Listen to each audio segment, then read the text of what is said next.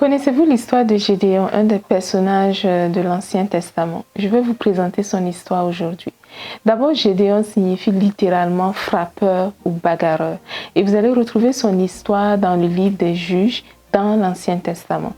Le livre des Juges a une particularité qu'elle présente l'histoire du peuple d'Israël à un moment où le peuple n'avait ni roi ni chef. Et souvent dans ces périodes, le peuple se retrouvait à vivre des hauts et des bas parce que voilà, il n'arrivait pas à fonctionner tout le temps selon la loi de Moïse qui leur avait été communiquée.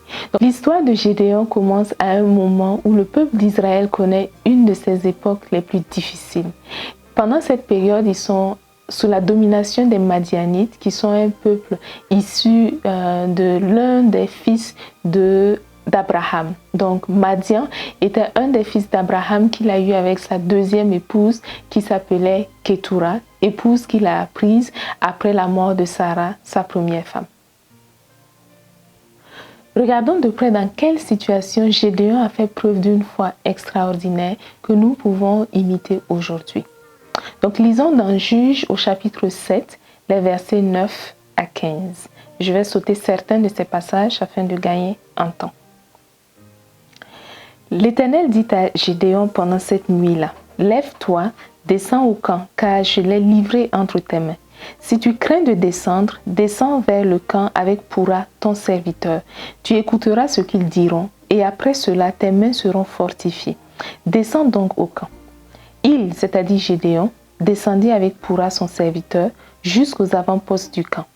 Madian, Amalek et tous les Bédouins de l'Orient s'étaient abattus sur la vallée comme une multitude de sauterelles et leurs chameaux étaient innombrables comme le sable qui est au bord de la mer. Donc je saute certains passages ici. Lorsque Gédéon eut entendu le récit du rêve et son explication, il se prosterna, revint au camp et dit: Levez-vous, car l'Éternel a livré entre vos mains le camp de Madian.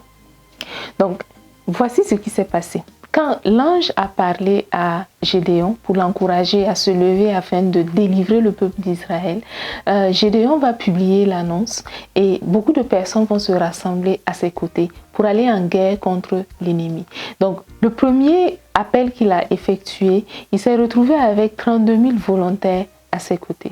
Et Dieu a jugé que ce nombre était trop élevé et Dieu va utiliser une série de tests, 2 en particulier, afin de pouvoir réduire ce nombre de personnes-là. Donc le premier test, c'était le test de la peur. Donc tous ceux qui avaient peur, qui étaient craintifs d'une manière ou d'une autre, ont été encouragés à retourner chez eux. Et de cette manière, seulement 1/3 des personnes qui s'étaient annoncées la première fois sont restées après ce test. Donc, seulement 10 000 personnes sur les 32 000. À l'issue de cela, Dieu va faire un autre test. Cette fois-ci pour écarter tous ceux qui sont distraits, tous ceux qui ne sont pas assez motivés à la tâche.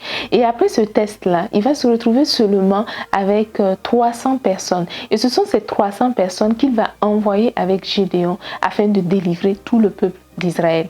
Mais regardez en face de Gédéon, il y avait des adversaires qui étaient nombreux. Le passage que nous avons lu ici nous montre qu'ils étaient aussi nombreux que la multitude au bord du sable de la mer. Donc, une foule immense. Donc, quand vous allez en guerre contre une foule immense, c'est normal de penser qu'avec une armée plus importante en nombre, on aura plus de chances de gagner.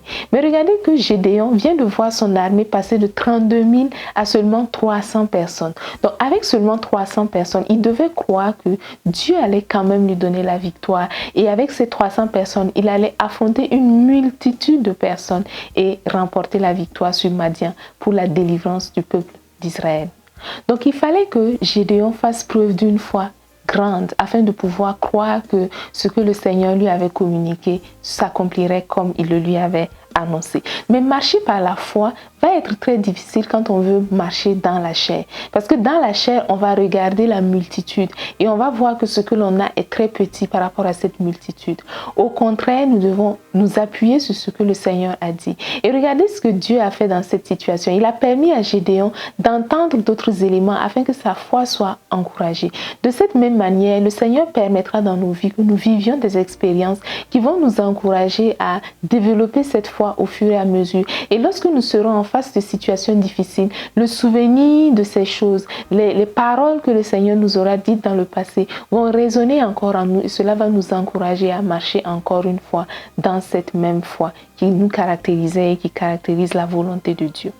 Donc, quand on accepte d'écouter le Seigneur Jésus, quand on accepte de recevoir le message qu'il nous donne, c'est alors qu'on est équipé pour aller de l'avant. C'est alors qu'on a le courage d'affronter nos adversaires et c'est alors que l'on peut remporter la victoire selon la parole du Seigneur.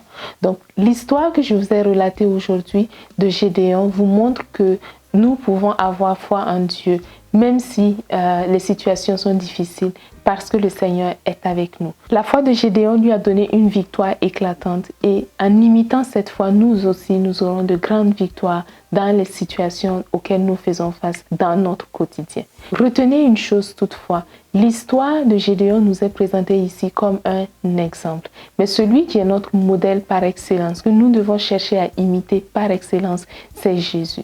Tout ce qui nous est demandé à faire, tout ce qui est attendu de nous vis-à-vis d'une personne comme Gédéon dont l'histoire est présentée dans la Bible, c'est d'imiter sa foi. Soyez bénis en Jésus et à très bientôt. Suivez-nous sur les réseaux sociaux, sur Facebook, Instagram à l'adresse Jeunesse Foundation. Visitez notre chaîne YouTube à l'adresse Jeunesse Foundation et visitez notre site web à l'adresse www.fondationjeunesse.org. Nous y postons des ressources qui sont accessibles gratuitement qui vous aideront à grandir dans votre relation avec Jésus.